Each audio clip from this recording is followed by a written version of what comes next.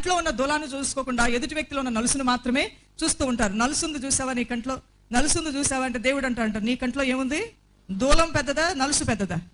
దూలం పెద్దది. అసలు నీ బ్రతుకు నువ్వు చూసుకో అంటాడంట. అంటే సెల్ఫ్ ఎగ్జామినేషన్, మనల్ని మనం పరీక్షించుకోవాలి. మనం ఎలా ఉన్నాం, మన జీవితం ఎలా ఉంది, మన ప్రవర్తన ఎలా ఉంది అనేది మనల్ని మనం పరీక్షించుకొని మనల్ని సరిచేసుకొని ఇతరులను సరిచేయడానికి ప్రయత్నం చేయడం చాలా మంచిది.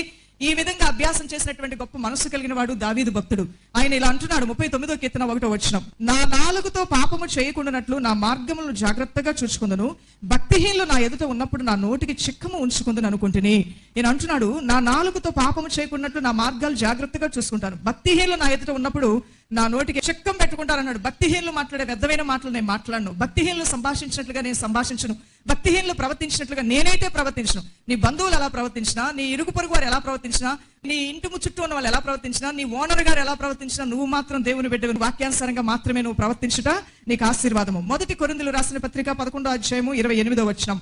కాబట్టి ప్రతి మనుష్యుడు తను తాను పరీక్షించుకొనవలెను అని వాక్యము చాలా స్పష్టంగా మాట్లాడుతుంది. ప్రతి ఒక్కళ్ళు తమను తాము పరీక్షించుకోవాలి. యమన బిడ్డలు మిమ్మల్ని మీరు పరీక్షించుకోవాలి. అమ్మ నాన్న మీకు ఎందుకు చెప్తున్నారు, నాయన వాళ్ళతో స్నేహం చేయొద్దు, నాయన కాలేజీ నుంచి టయానికి రావట్లా, నాయన ఈ మధ్య నీలో ప్రేయర్ లైఫ్ తక్కువైపోయింది, కాన్సన్ట్రేషన్ తక్కువైంది, ఎడ్యుకేషన్ మీద కాకుండా వేరే దాని మీద మనసు పెడుతున్నావు అన్నప్పుడు నువ్వు చెప్పేది నాకు భో అని చెప్పి పిల్లలు తల్లిదండ్రులను గద్దిస్తే ఆ చెయ్యిని దేవుడు చూస్తాడంట, ఆ నోటిని దేవుడు చూస్తాడంట, ఆ పొగరు పెట్టిన మాటలు కలిగిన ఆ నోటిని, పొగరు పట్టి ఊపుతున్న ఆ చేతులను దేవుడు చూసి శిక్షిస్తానంటున్నాడు.